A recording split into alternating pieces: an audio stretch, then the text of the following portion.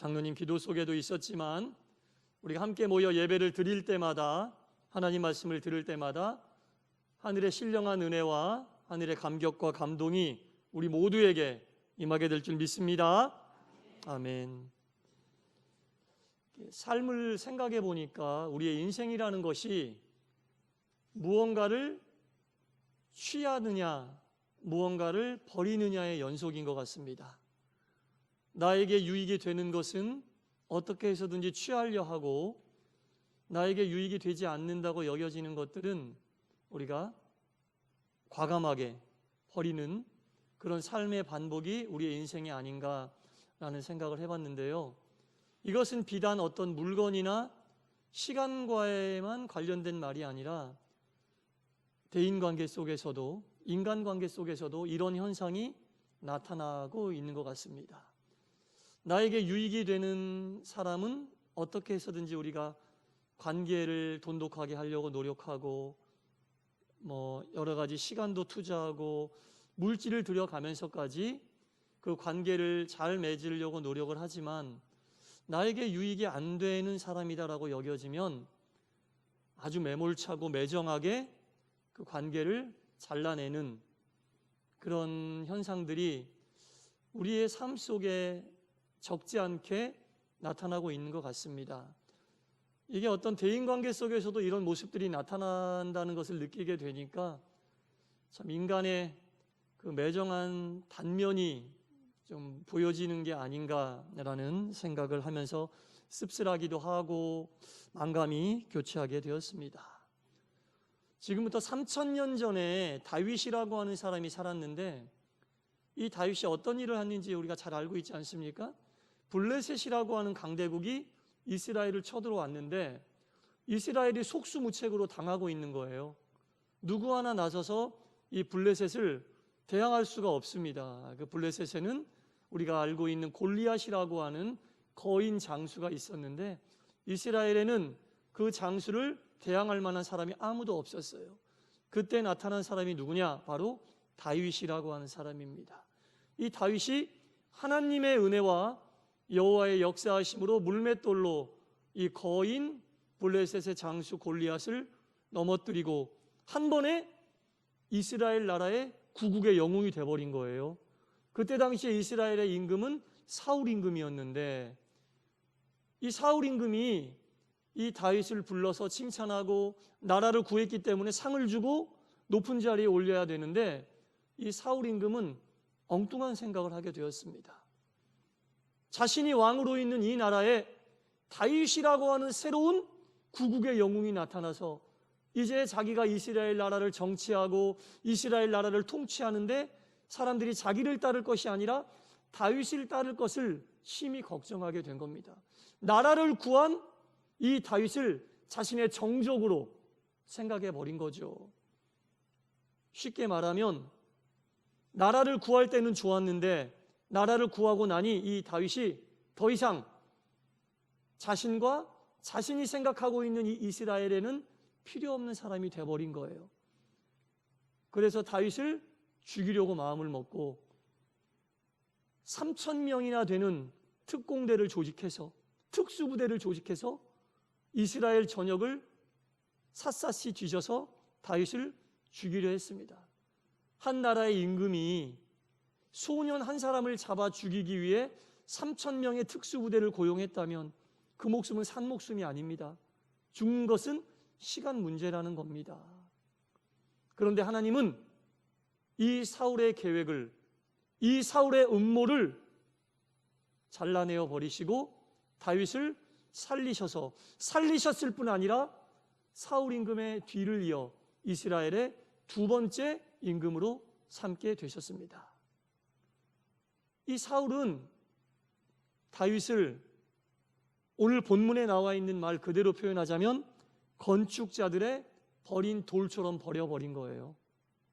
그러나 하나님은 사울이 자기의 생각과 자기의 뜻에 의하여 버린 이 다윗이라고 하는 사람을 다시 사용하셔서 이스라엘이라고 하는 견고한 건축물의 머릿돌로 쓰시게 된 겁니다.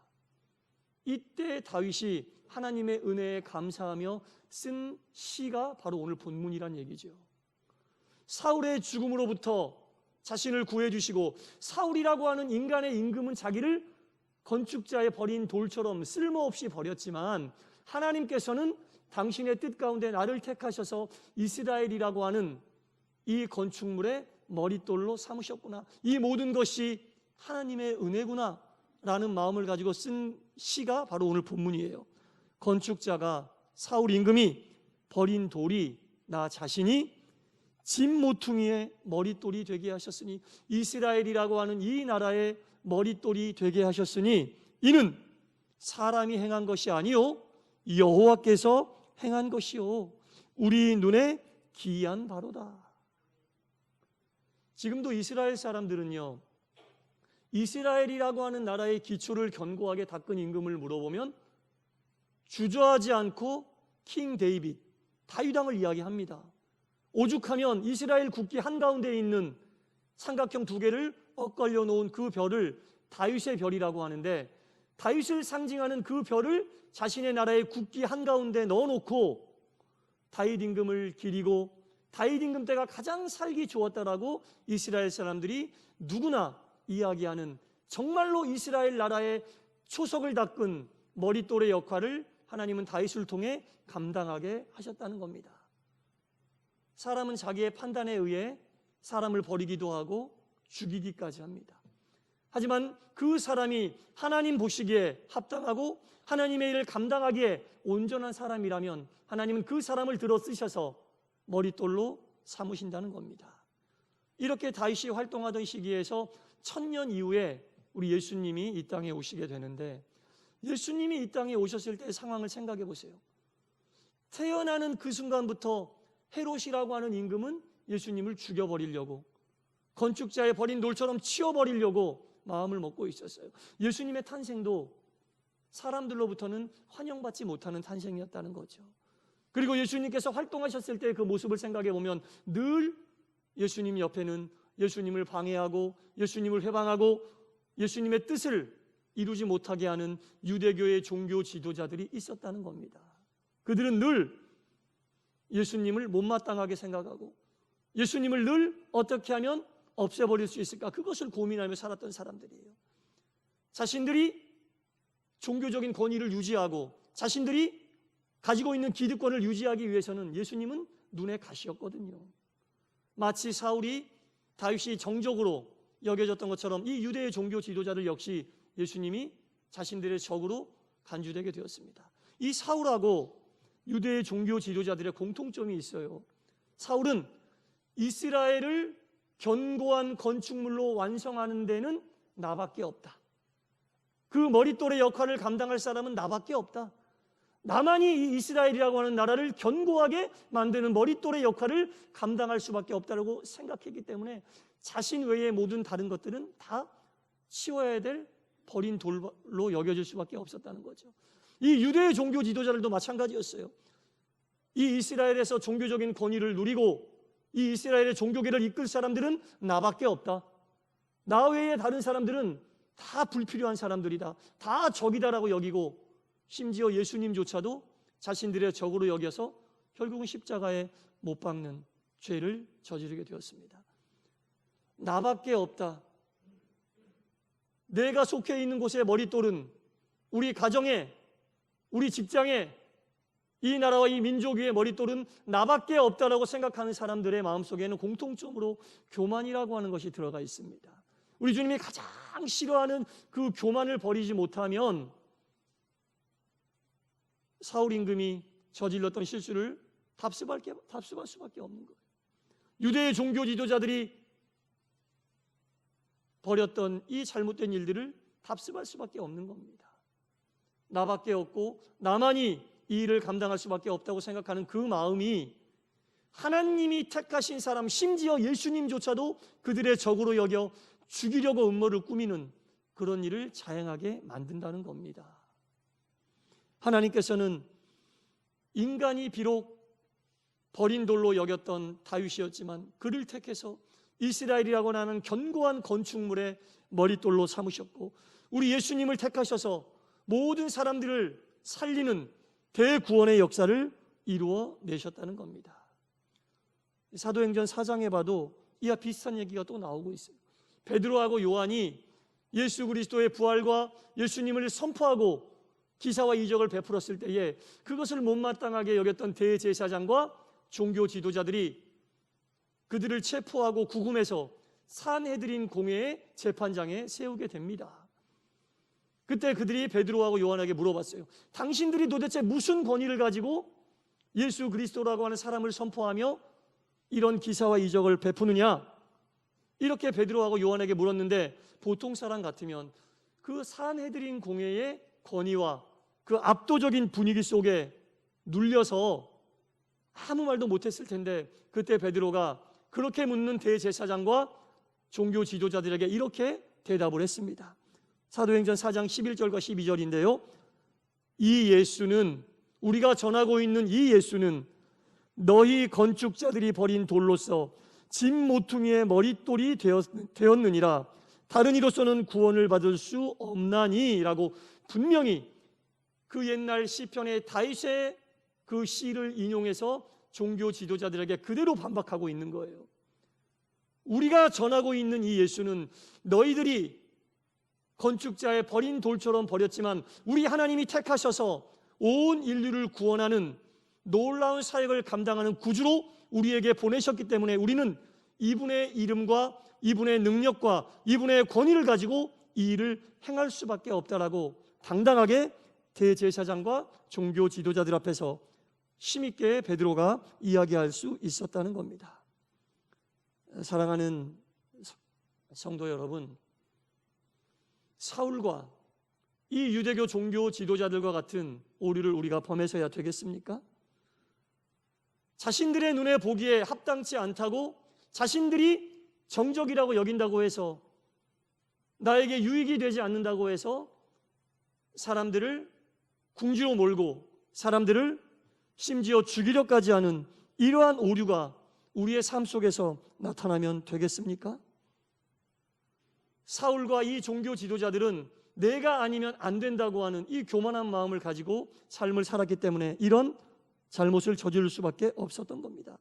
이러한 삶을 살았던 사울의 끝이 어떻게 되었어요?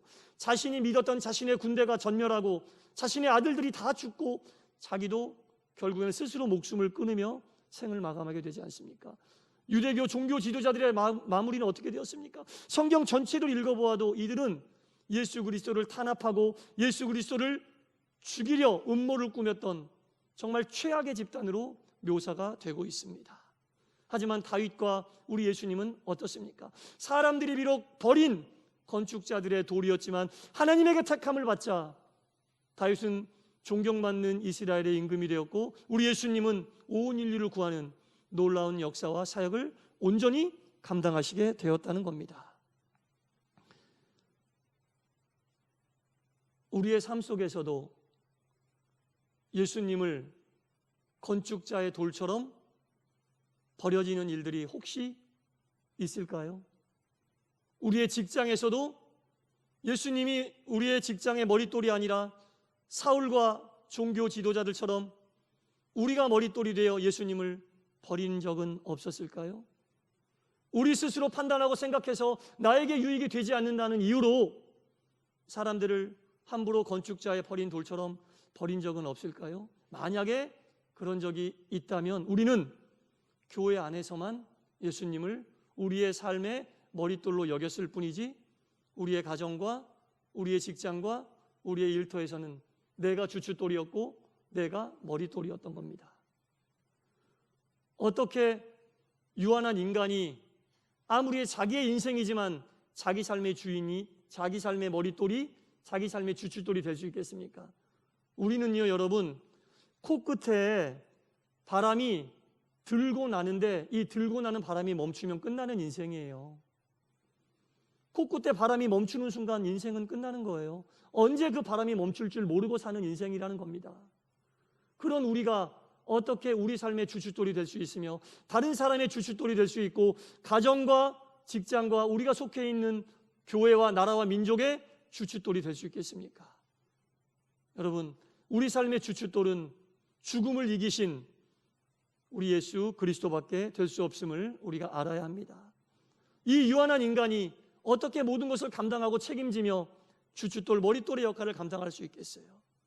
우리의 삶 전체에서, 교회에서뿐 아니라 우리의 가정에서도 우리의 가정의 주춧돌이 우리 예수님이 되기를 축원합니다. 여러분들의 직장에서도 여러분들의 직장의 주춧돌이 우리 예수님이 되기를 축원합니다. 여러분들이 속해 있는 모든 곳에 이 나라와 이 민족의 주춧돌은 오직 우리 주님이 되시기를 축원합니다. 이 주춧돌을 우리 주님으로 모시고 산다는 것은 그렇게 쉬운 일은 아니지만, 혹시 우리 주님을 주춧돌로 모시고 살면서, 머릿돌로 모시고 살면서 어려움을 겪을 수 있지만, 그런 예수님 때문에 어려움을 겪는 우리들에게 베드로 사도는 이런 권면을 하고 있습니다. 베드로전서 2장 19절과 20절을 제가 읽어보겠습니다. 부당하게 고난을 받아도 하나님을 생각함으로 슬픔을 참으면 이는 아름다우나 죄가 있어 매를 맞고 참으면 무슨 칭찬이 있겠는가? 선을 행함으로 고난을 받고 참으면 이는 하나님 앞에 아름다우니라. 할렐루야. 우리가 예수님을 우리의 삶의 주춧돌로 모시고 살면서 어려움이 오고 때로는 억울하고 곤란한 일을 당할 때라도 그로 인하여 우리가 참고 견디면 그 일은 아름다운 일이라고 베드로 사도가 우리에게 권면하고 있습니다. 베드로 사도가 바로 예수님을 주춧돌로 모시고 살아 우리들에게 큰 영향력을 준 위대한 사도이기 때문에 이런 권면을 할 수 있는 겁니다. 예수님을 주춧돌로 모시기 살기 전에 베드로는 갈릴리 빈민 어부에 불과했으나 예수님을 주춧돌로 모시고 산 이후에 베드로의 모습을 생각해 보세요. 사도행전 전체에 나타나는 놀라운 기사와 이적, 베드로가 베풀었던 이것은 예수님을 주춧돌로 모시고 살지 않았더라면 감당할 수 없는 일들이었으나, 예수님을 주춧돌로 모시고 살았을 때 베드로 삶 전체가 뒤바뀌게 되고 2000년이 지난 오늘에도 우리들에게, 세계의 많은 사람들에게 예수 그리스도로 가는 귀한 선한 영향력을 행사하는 위대한 사도로 우리에게 존경받고 있지 않습니까? 사랑하는 성도 여러분, 이제 우리 모두가 예수님을 우리의 삶에, 우리의 가정에, 우리의 직장에 주춧돌로 삼아서 그 주춧돌로 인하여 든든히 여러분들의 가정과 여러분들의 삶과 직장이 바로 세워지기를 원하며, 바로 그러한 모습을 하나님께서 보실 때 참으로 기뻐하시고 우리 가운데 충만한 은혜를 내리시며 우리의 생활도 하나님께 영광 돌리는 생활이 될 줄 믿습니다. 기도하겠습니다. 코끝에 바람이 들고 남에 따라 우리가 생명이 살아있음을 확인하는 유한한 삶을 사는 이런 인생이 어떻게 삶의 주춧돌이 될 수 있겠습니까? 어떻게 우리의 가정과 일터를 지킬 수 있는 머릿돌이 될 수 있겠습니까?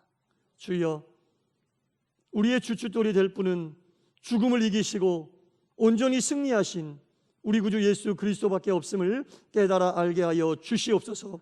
그리하여 예수님이라고 하는 귀한 주춧돌 위에, 그 머릿돌 위에 우리의 인생과 우리의 가정과 일터와 이 사회가 온전히 회복되게 하시고 예수 그리스도로 인해 엮여진 우리의 모든 시간이 영원한 진리로 가득 채워지게 하여 주시옵소서.